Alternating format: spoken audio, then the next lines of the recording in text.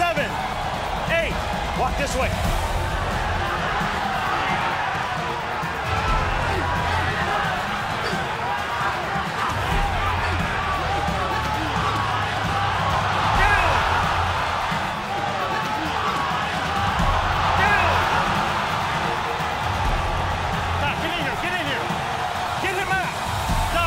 He still looked broken to me. After watching him, you know, interviews and appearances the last few weeks, he still looks broken. Check this out. I'm TstreeT Controversy. This is TstreeT Controversy Live, September 11th, 2018, 11:39 p.m. Eastern Standard Time. Please subscribe. This was earlier today at the Grand Arrivals in Vegas.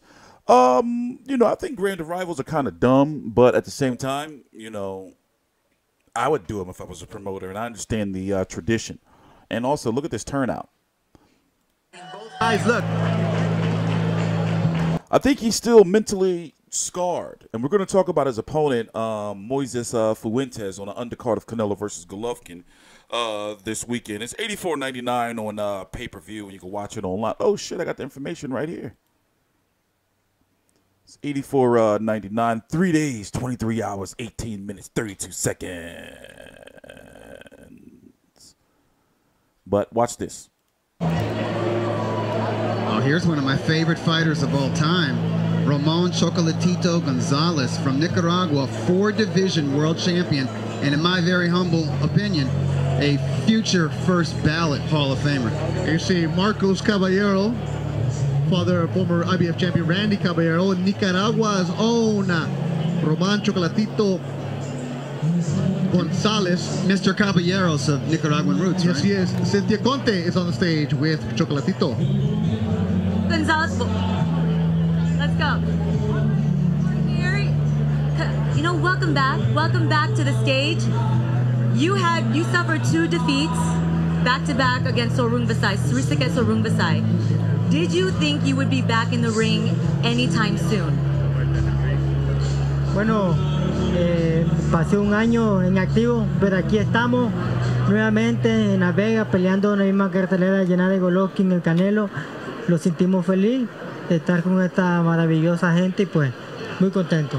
He feels blessed with God, very happy. He feels that everybody's receiving him so nicely, and yeah, definitely he believed he was going back in the ring. He didn't know when. He's just happy it's such a great, you know, atmosphere and a great fight like Triple G and Canelo. I was just going to ask, because when you got the call that you're going to be on the undercard of one of the biggest fights in boxing, the Canelo Triple G rematch, what were your thoughts? What went through your mind? Bueno, yo feliz, contento, me preparé mucho para dar un buen espectáculo y salir adelante. He was very happy. He was very motivated, and he gave a great. He's ready to give a great fight. Okay, you're going into the ring with Moises Fuentes, a Mexican. You're fighting Mexican Independence Day. He says you're weak. You've lost it. He has also got height on you. What do you say about that? That he wants to actually retire you from boxing.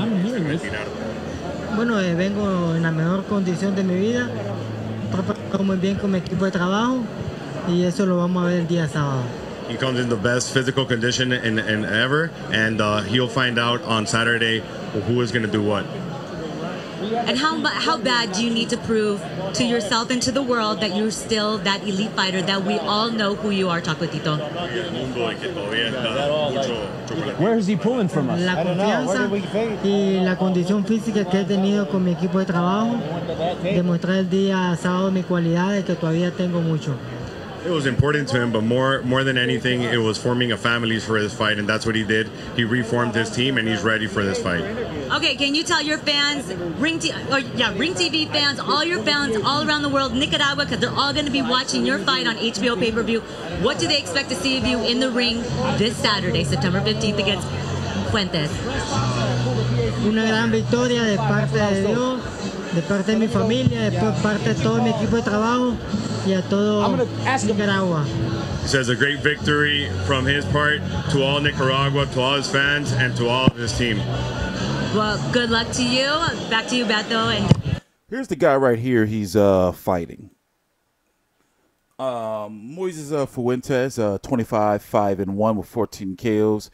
You can say that, okay, for those who don't know, Roman Chocolatito Gonzalez, who was the 4-division champion, correct?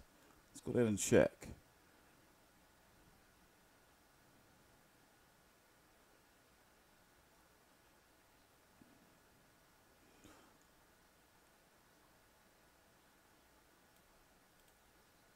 One minute.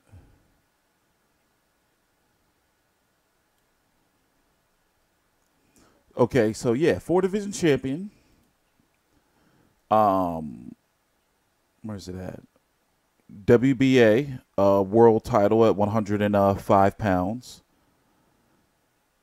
Okay, then when did he move up to 108?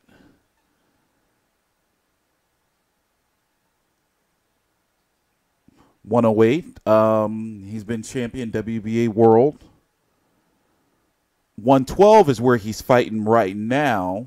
He's already been champion at 112. That's where he fought. He fought Estrada at 108.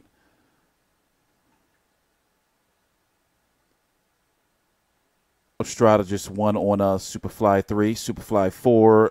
It looks like it's a go for February, March. Roman Gonzalez could be on there. Let's see. Estrada's at 115. Gonzalez is back down at 112 because his power didn't carry up to 115 after Rung Visai handed his ass to him, and Carlos Quadras gave him some work too. So this is why he was pound for pound. Because he was a 4-division champion working his way up, got to 115, as you can see. Things wasn't going so well between the Carlos Quadras fight, the Rung Visai's fight, and now he's going back down to 112. But Moises Fuentes is a journeyman of weights who, if you look at it, you would say that his division is 112. Like, he's a natural 112 pounder, even though you can see he fought as high as 122 and got that's just only win in the last couple of years. In a first-round stoppage,